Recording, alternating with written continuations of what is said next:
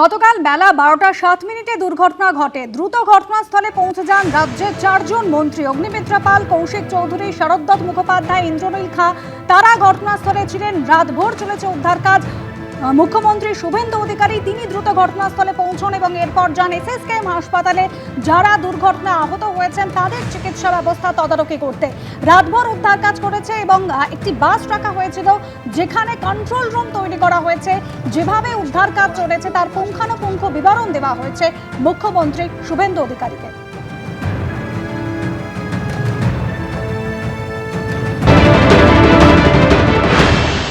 মুখ্যমন্ত্রীর নির্দেশ অনুযায়ী সারা রাত নজরদারি চালানো হচ্ছে এবং নজরদারি চালাচ্ছেন, উদ্ধার কাজে নজরদারি চালাচ্ছেন রাজ্য প্রশাসনের শীর্ষকর্তারা।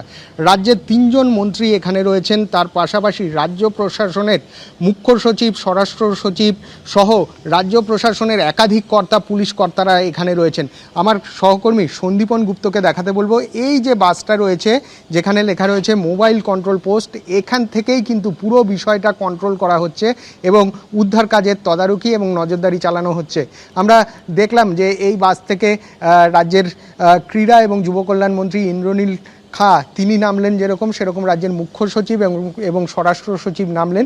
দূরে যেখানে দেখা যাচ্ছে পুলিশ কর্মীরা দাঁড়িয়ে রয়েছে, এখন সেখানে কিন্তু রাজ্য প্রশাসনের কর্তা ব্যক্তি এবং মন্ত্রীরা রয়েছেন এবং এর পাশাপাশি ইন্দ্রনীল খাঁর পাশাপাশি রাজ্যের দমকল মন্ত্রী কৌশিক চৌধুরী তিনিও এখানে রয়েছেন এবং রাজ্যের পুর এবং নগরোন্নয়ন মন্ত্রী অগ্নিমিত্রা পাল তিনিও কিন্তু এই কম্পাউন্ডে নজরদারি চালাচ্ছেন। আমি সহকর্মী সন্দীপন গুপ্তকে দেখাতে বলবো যে বাঁ দিকে যেখানে নির্মীয়মান গোডাউন সম্পূর্ণ ধ্বংসস্তূপে পরিণত হয়েছে এবং যে লোহার কাঠামোগুলো রয়েছে সেগুলো কিন্তু সম্পূর্ণ বেঁকে গেছে। আমরা দেখতে পাচ্ছি প্রশাসনের শীর্ষ কর্তারা কিন্তু দূরে যেখানে রয়েছেন, এই যে এই বাসটা রয়েছে এই বাসটাই কন্ট্রোল রুম হিসাবে কাজ করছে এবং এখানে একযোগে এনডিআরএফের যারা কর্মী তারা যেরকম কাজ করছেন তার পাশাপাশি ভারতীয় সেনাবাহিনীর কর্মী তারাও কিন্তু একযোগে কাজ করছেন। এর পাশাপাশি রাজ্যের ডিজাস্টার ম্যানেজমেন্টের কর্মী এবং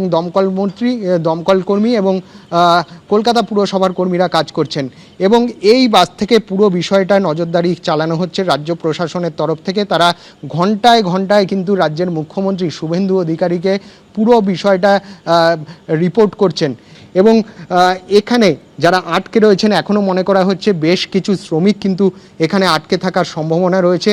তাদের যাতে জীবিত অবস্থায় উদ্ধার করা যায়, সুস্থভাবে উদ্ধার করা যায় সেই চেষ্টাই কিন্তু চালানো হচ্ছে রাজ্য প্রশাসনের তরফ থেকে এবং রাজ্য প্রশাসনের সেই প্রচেষ্টায় রাজ্য প্রশাসনের পাশে দাঁড়িয়েছে এনডিআরএফের কর্মীরা।